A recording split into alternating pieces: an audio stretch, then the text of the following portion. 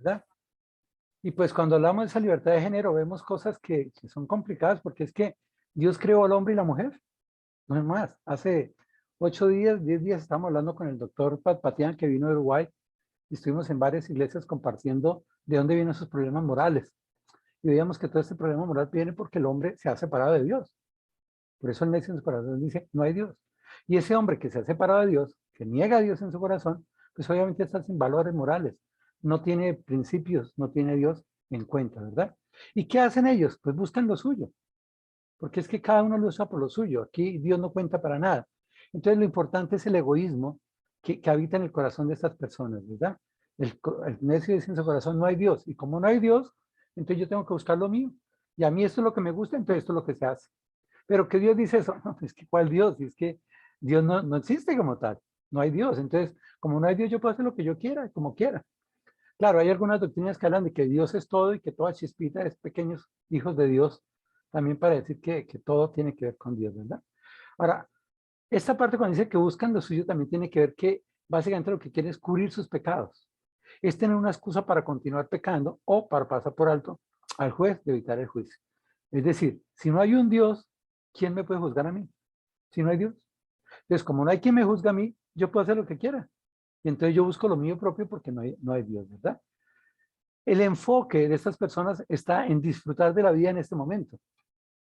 Hacer todo lo que sea, como los estoicos cuando en la época de Pablo, que usaban las pasiones de sus corazones. Y se quedan allá y eso lo hacían. Que como no hay Dios, no hay quien me juzgue, pues yo puedo hacer lo que quieras más. Se cumple la mentira que Satanás le decía a Eva cuando decía, sino que serás abiertos por sus ojos y seréis como Dios. Y ese necio lo que quiere es ser como Dios, ser el mismo Dios, ¿verdad? En Romanos, capítulo 1:9, dice, porque lo que Dios se conoce les es manifiesto, pues Dios se lo manifestó. Porque las cosas, mire lo que dice ahí el texto, versículo 20, las cosas invisibles de Dios, ¿verdad? Que son su eterno poder y deidad, se hacen claramente visibles desde la creación del mundo. O sea, realmente, intelectualmente, nadie puede negar a Dios, porque toda la creación hace visible su poder y su deidad. Es claro, siendo entendido por medio de las cosas hechas de modo que no tienen excusa. Ningún ser humano tiene excusa para dudar de Dios intelectualmente. O sea, eso de tener fe en la ciencia, cuando la ciencia no ha podido replicar la vida, ni ha podido replicar absolutamente nada. Cuando yo llegué a Cristo y yo hablaba de la evolución, me decían, Jorge, pero usted como médico cree en la creación, si lo importante es la evolución. Y pues, ¿por qué no poder creer en Dios? Dijo, es que usted necesita mucha fe para creer en Dios. Y pues yo creo que usted necesita mucho más fe de pensar en que el mundo explotó y ese mundo que explotó se creó todo lo que vemos. Eso sí, yo creo que necesita mucha fe, mano. Porque para mí es más fácil creer que hay un Dios, un ser superior, que en su amor y en su misericordia ha creado todo esto. Y eso es lo que pasa acá. Su eterno poder y deidad se hace claramente visibles desde la creación del mundo. Siento entendida por medio de las cosas hechas. O sea, cada que yo mire algo hecho, me doy cuenta de que hay Dios. El hombre, el gran científico que descubrió el genoma humano, el mapa genético del ser humano, el cómo cada célula, cada gen está totalmente coordinado y en cada una de estas partes, por el genoma está codificado todas las acciones del ser humano. Cuando terminó de hacer ese mapa, dijo, no, esta vaina sí es definitivamente. Esto no puede ser por el azar. Esto es hecho por una mente prodigiosa.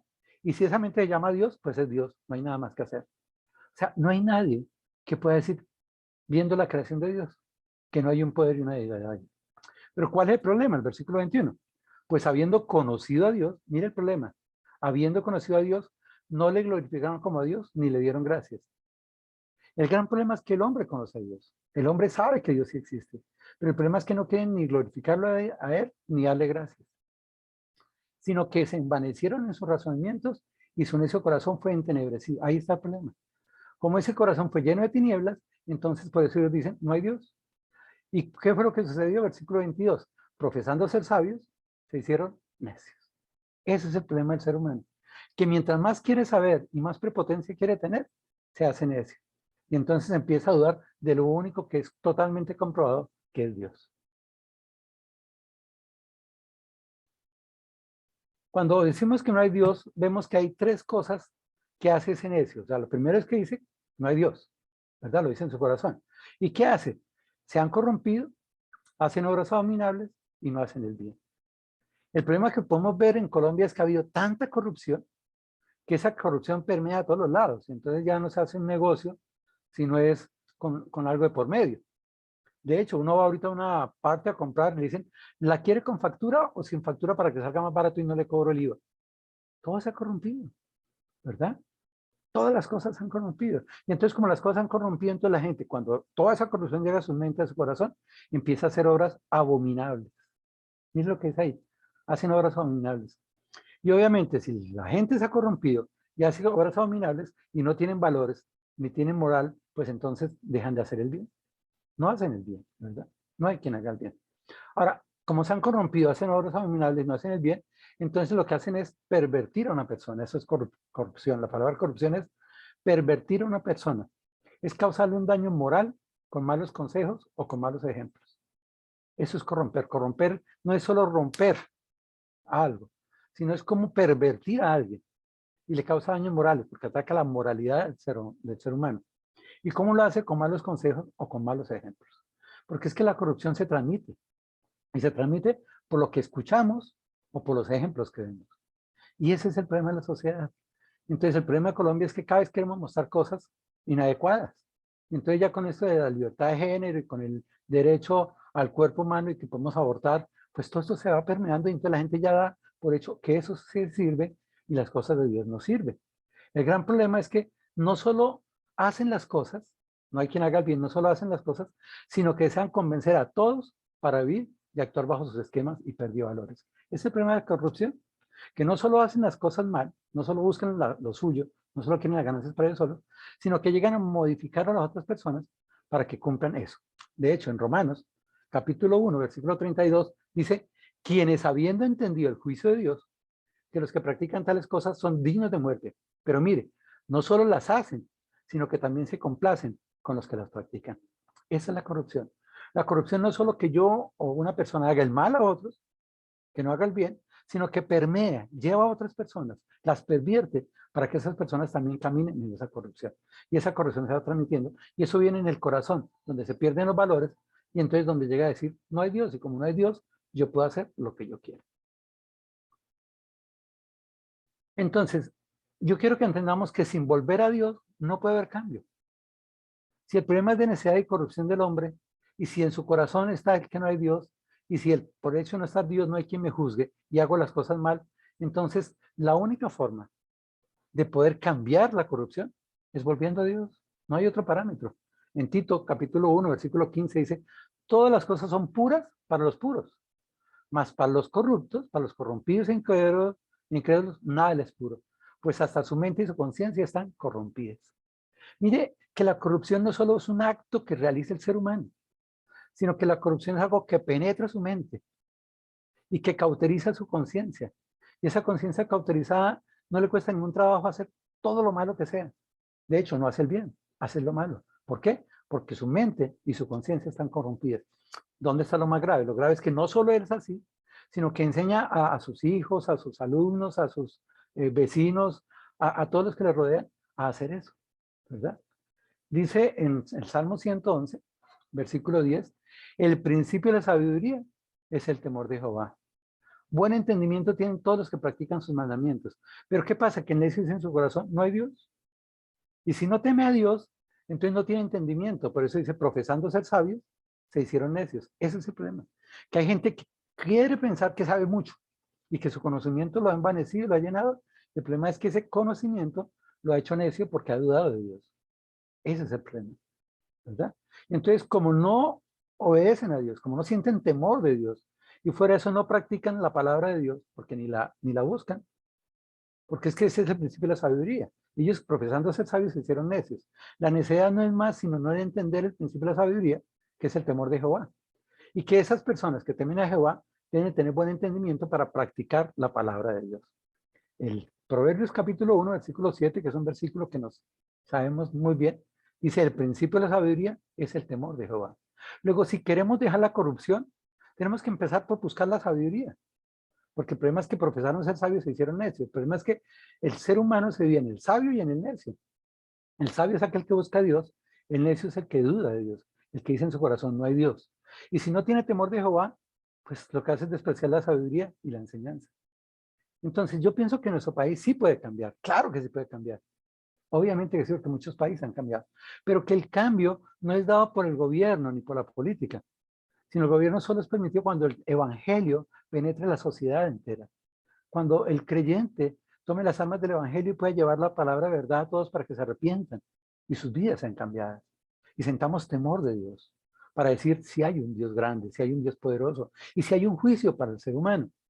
Entonces, el problema no es solo el carácter del necio, sino que si miramos el versículo 12 en adelante, vamos a mirar realmente cuál es el problema del necio. Y el problema del necio dice en el versículo 2, Jehová miró desde los cielos sobre los hijos de los hombres para ver si había algún entendido. Mire, Dios buscó ver si había algún entendido. ¿Y qué necesitaba que ese entendido? ¿Quién es entendido? El que busca a Dios. Pero ¿cuál fue el resultado que él vio? Todos se desviaron, aún se han corrompido, no hay quien haga lo bueno, no hay quien, ni siquiera uno. No tienen discernimiento todos los que hacen iniquidad, que oran en mi pueblo como si comiesen pan, ya Jehová no lo invoca. Miremos dos cosas sobre el problema del necio. Uno es Dios, ¿verdad? Dice que desde los cielos Dios miró a los hijos de los hombres. Dios estuvo viendo a todos los hombres, ¿verdad? ¿Y qué quería saber Dios? Si había algún entendido que buscara a Dios. Pero resulta que cuando buscó a alguien entendido que buscara a Dios, no lo encontró. No lo encontró. Eso es como Lucas, parece que estamos locos, Lucas. Y pues sí, el mundo está como loco, ¿verdad? ¿Y por qué está loco? Porque no hay entendidos que busquen a Dios. Cuando sí hay algo claro, concreto, es la existencia de Dios. Es la misericordia de Dios. Es el amor de Dios. O sea, cuando la gente habla de Jesucristo, no hay alguien que pueda decir algo distinto de Jesucristo, sino que fue el Dios o el Hijo de Dios que murió en la cruz por nuestros pecados. Eso es claro para todos, ¿verdad? Pero no le hacen caso, como dice en Juan 3:18, porque sus obras eran malas. Entonces, como no hay entendidos que busquen a Dios, entonces Dios encontró de que no hay, ¿verdad? Según Dios, no hay alguien que busque a Dios. Y el segundo problema es lo que hacen. Una cosa es que Dios busca a esos hombres y no lo había, porque no hay hombres que busquen a Dios. Y lo segundo es que como dicen que no hay Dios, entonces todos los seres humanos se desviaron, aún se han corrompido. Solo hay un camino para llegar a Dios, que es Jesucristo. Jesús dijo, yo soy el camino, la verdad y la vida. ¿Cuál es el problema del hombre? Ese necio que dice que no hay Dios. Pues como no hay Dios, puede coger a cualquier camino. Y como dicen que todos los caminos llevan a Roma, pues coge por el camino que quiera. Pero ¿cuál es el camino que coge realmente? Es el camino de su mente. Es el camino de su corazón que está corrompido. Y eso es lo que quieren hacer. Cada uno busca lo suyo. No se preocupan por los demás, no se preocupan. Hoy en día miramos cómo hay muchachos que ven a sus padres enfermos y no se preocupan por eso. Pero también vemos mujeres que quieren abortar porque lo importante es su cuerpo y que no se crezca una talla más o que no se deforme o eso, y hasta la muerte de sus hijos se ven hoy en día. Y de hecho eso es lo que está peleando. En Estados Unidos parece ser que se ganó un poquito la guerra contra el aborto y se ha postergado un poquito. En Colombia estamos en esas. Pero ¿qué hay detrás de eso? Que como el hombre dice no hay Dios, no hay quien me juzgue, yo puedo hacer lo que quiera, entonces yo camino por donde quiera. Y entonces, ¿qué pasó? Que todos se desviaron. Y como todos se desviaron, ¿qué pasó? Se han corrompido, ¿verdad? Ahí está el problema. Cada uno se desvió. Le dieron la espalda a Dios, le dieron la espalda a Jesús, que es el único camino para llegar a Dios. Y se motivó de varias maneras. Primero, se corrompieron. Es decir, su mente y su corazón fue carcomido, perdieron los valores morales, perdieron la sensibilidad de Dios. Lo segundo, dice, no hay quien haga lo bueno. Pues si sus mentes eran corruptas, si su corazón es corrupto, pues no hacen lo bueno, hacen lo que cada uno quiere. Y si hay que hacer trampa para lograr lo que yo quiero, pues se hace. Y entonces lo tercero es que no disciernen entre el bien y el mal. No tienen discernimiento, porque su mente está cauterizada, su conciencia está cauterizada, y entonces no tienen entendimiento para ver qué es lo bueno y qué es lo malo. Y si no hay Dios y si no hay quien me juzgue, entonces todo lo que yo quiera hacer, lo puedo hacer. Entonces, como yo soy el que juzgo y como yo soy el que puedo hacer todo, y fuera eso, si hay una ley en el gobierno, yo la puedo cambiar y la puedo alterar, porque al fin y al cabo, ¿qué importa? Y cómo desde el mismo gobierno hoy en día se manejan leyes en contra de los parámetros de Dios. O sea, por ejemplo, el aborto, por ejemplo, la libertad de género, ¿verdad? No hay un discernimiento, no lo hay. Y entonces, como se corrompieron, como no hay quien haga lo bueno y como no hay discernimiento, entonces hacen pecado. ¿Qué es la vida de estas personas? ¿Cuál es la conducta? ¿Cuál es el problema del necio? Que están en pecado. Hacen iniquidad, ¿verdad? Y esa iniquidad la muestran de muchas maneras, no solo con su conducta, sino cómo tratan al pueblo de Dios. Por eso dice aquí que devoran a mi pueblo como si comiesen pan. Y entonces uno se pregunta, bueno, ¿y cómo se come pan? Porque es que la ilustración que hace ahí es eso, que esos necios, esos corruptos, están devorando el pueblo como si comiesen pan. Y entonces yo los veo así, esos que comen pan se engordan, se crecen, se salen los ojos, ¿verdad? ¿Y cómo se come el pan? A diario. Y lo hacen de rutina, porque es que comer pan es rutina. Yo le pregunto a los pacientes de riesgo cardiovascular, ¿y qué desayuna? Pan con café, pan con café, pan con café. Y uno se pone a pensar, ¿y a usted no lo cansa el pan con café? Y dice, no, yo llevo 40 años comiendo pan con café. Así pasa con los corruptos. Los corruptos lo hacen a diario, lo hacen de rutina. O sea, ya es más fácil pensar cómo hacen las cosas corruptas que las cosas moralmente adecuadas. Y lo vuelven común. Y de hecho, se legisla ya eso. Hay muchas personas desde la política que ya saben que el 10 al 20% de un contrato es para ellos, porque ya se vuelve común, ya es lo común. El CBY, el cómo voy yo ahí, dicen ellos, ¿verdad? Y lo otro es que ellos dicen, como no hay quien me juzgue, entonces no asumo consecuencias, no asumo consecuencias. Pero no solo se corrompieron, no solo no hacen lo bueno, no solo no disciernen entre el bien y el mal, sino que viven en el pecado, que oran el pueblo y lo peor, no invocan a Dios. ¿Y por qué no invocan a Dios? Porque es que no hay Dios. Y si no hay Dios, entonces lo importante es el dinero, el ego, el estoicismo y todo lo que hay en sus vidas y sus deseos carnales, ¿verdad? Pero ¿cuál es el resultado? Miremos en los últimos versículos el resultado para estos necios y corruptos. Dice, ellos temblaron de espanto, porque Dios está con la generación de los justos. Del consejo del pobre se han burlado, pero Jehová es su esperanza. Oh, que Dios saliera a la salvación de Israel, cuando Jehová hiciera volver a los cautivos de su pueblo. Se gozará Jacob y se alegrará Israel. En Isaías, capítulo 1, versículo 4 dice, oh gente pecadora, pueblo cargado de maldad, generación de malignos, hijos depravados, dejaron a Jehová, provocaron a la cinta de Israel y se volvieron atrás. Estos son los necios y corruptos, ¿verdad? Que lo único que es gente pecadora, que es pueblo cargado de maldad, día a día viven en la maldad. Es una generación de malignos, son hijos depravados. ¿Y por qué lo hicieron? Porque dejaron a Dios, se volvieron atrás. Por eso dice que todos se desviaron. No fueron por el camino de Dios, sino cada cual por lo suyo. En la nueva traducción viviente, Isaías 1:4 dice, ¿qué nación tan pecadora? Pueblo cargado con el peso de su culpa. Está lleno de gente malvada, hijos corruptos que han rechazado al Señor, han despreciado al Santo Israel y le han dado la espalda. Ese es el problema. Pero ese problema, a pesar de que ellos dicen que no hay Dios y que no hay quien juzgue, pues tiene su resultado, ¿verdad? Dice que ellos temblaron de espanto. Y ellos temblaron de espanto porque aunque no temían a Dios, saben que si hay un Dios y que ese Dios está con los justos. Dios está con la generación de los justos. ¿Sabes qué es lo que me anima a mí este salmo? Porque este salmo empieza como complicado, porque mire todo lo que nos hacen los malos, mire todo lo que nos hacen los corruptos, pero yo creo que al final del salmo hay gran esperanza. Y la gran esperanza no depende de los necios, la gran esperanza no depende de los justos, no dependen de lo que legislan, sino depende de Dios que está con la generación de los justos.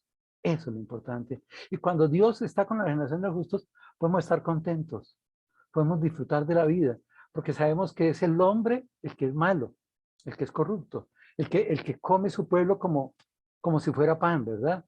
Pero hay un Dios grande, poderoso y soberano, que ellos ignoran, que ellos rechazan, que se olvidaron de sus caminos para vivir como ellos querían. Pero Dios está con la generación de los justos. Y es que hay un Dios que sí, no solo juzga, sino que está con los justos, ¿verdad? Porque Jehová es nuestra esperanza. Querido hermano, querida hermana, sabemos que en Colombia estamos pasando por una época difícil. Algunos estás pensando, pero ¿cuál cambio se va a hacer aquí con tanta corrupción? ¿Y cómo salir de tanta corrupción si es que todo es corrupción? Y alguien dice, ya, pues es que ya se unieron todos los grandes partidos, se unieron todo eso. Pues hay corrupción. Y no es porque sea izquierda, derecha, sino es porque es el carácter del hombre. Y yo siempre he pensado, porque a mí hace un ratico, un tiempo me decía alguien, que es que deberíamos de evangelizar la política. Y que por eso es que los pastores deberían de lanzarse a los cargos públicos y a los cargos. Y decía, pues a mí me gusta eso, pero ¿qué tal si más bien evangelizamos a los políticos? ¿Qué tal en vez de politizar la iglesia, llevamos el evangelio a los políticos, a las altas gobiernos, a las altas cortes, al magisterio, porque el problema está ahí. El gran problema es que ese hombre cree que no hay Dios, se separó de Dios, se ha vuelto malo, perverso. Pero ¿sabes qué? Dios es nuestra esperanza. En medio de todo lo que está pasando en Colombia, en medio de los temores que tú y yo podemos tener, podemos confiar plenamente en Dios. Una cosa es la necesidad y la corrupción del hombre, y otra es la misericordia, el amor, la provisión, la protección de Dios. Y ese Dios es nuestra esperanza, como dice el Salmo 46:1. Él es nuestro refugio, nuestra esperanza, nuestro pronto auxilio. Ese es Dios, ¿verdad? Jehová es nuestra esperanza. El Salmo termina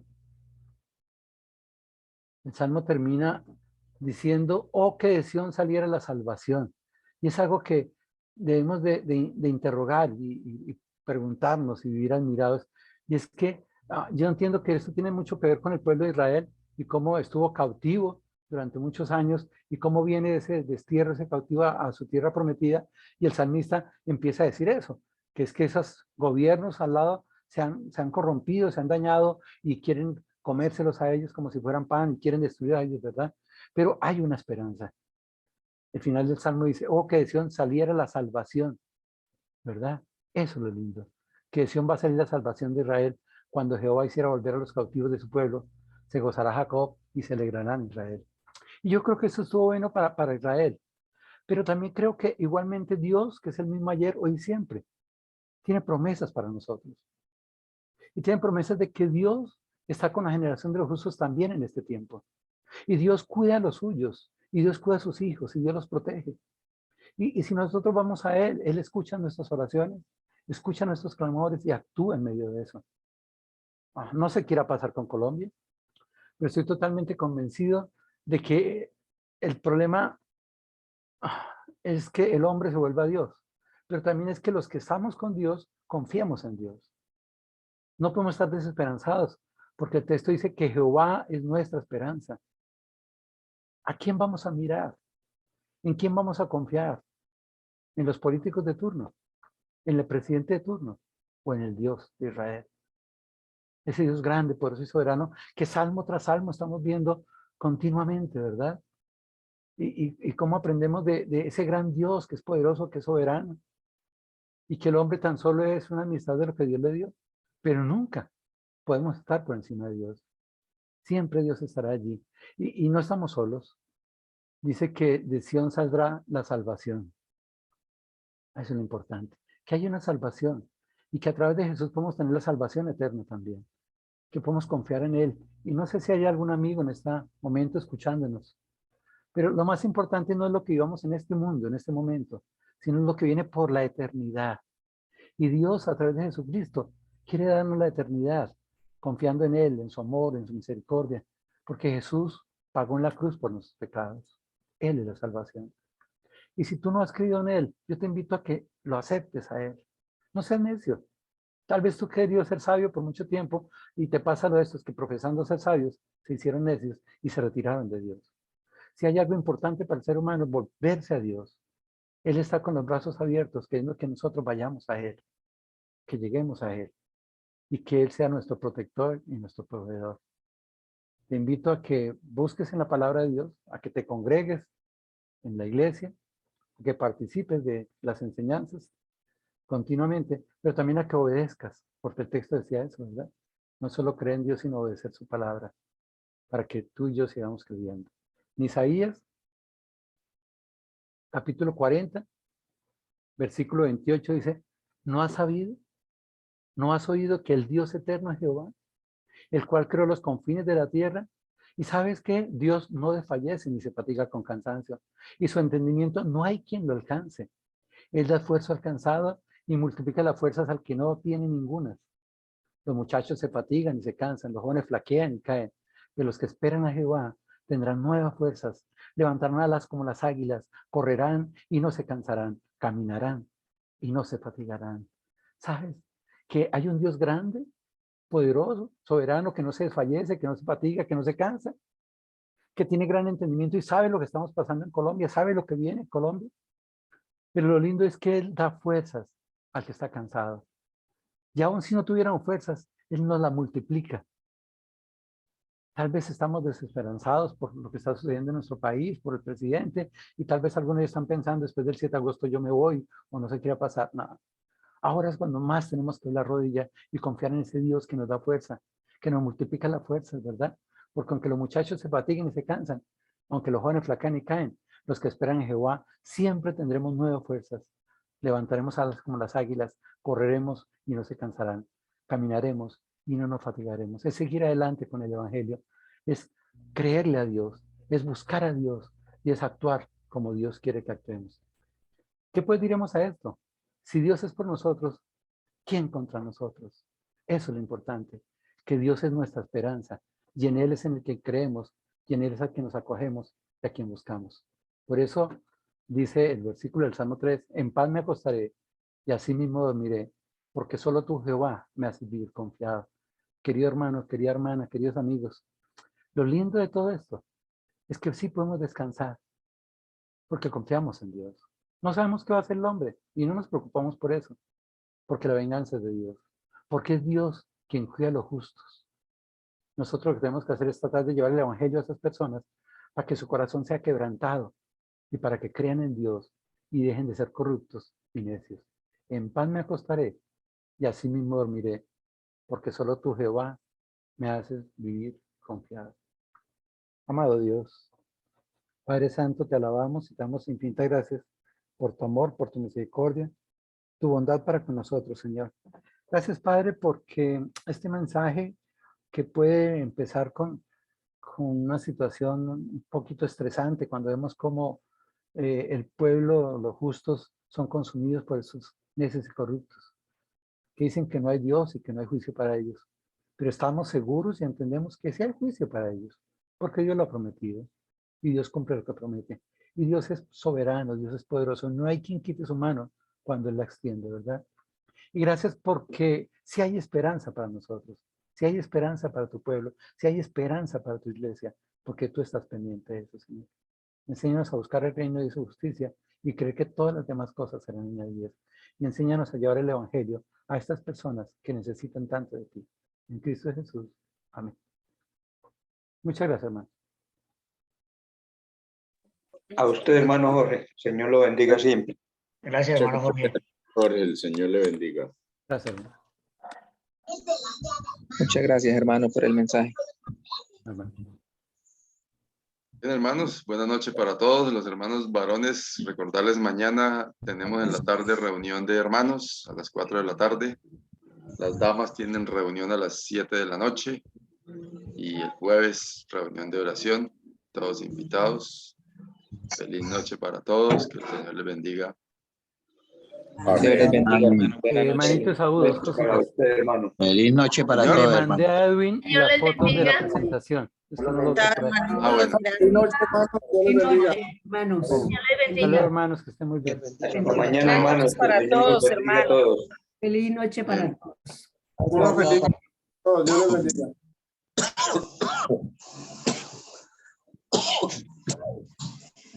Buenas noches, hermano. Dios le bendiga. Dios les bendiga, hermano. Buenas noches. Buenas noches, hermanitos. Dios los bendiga.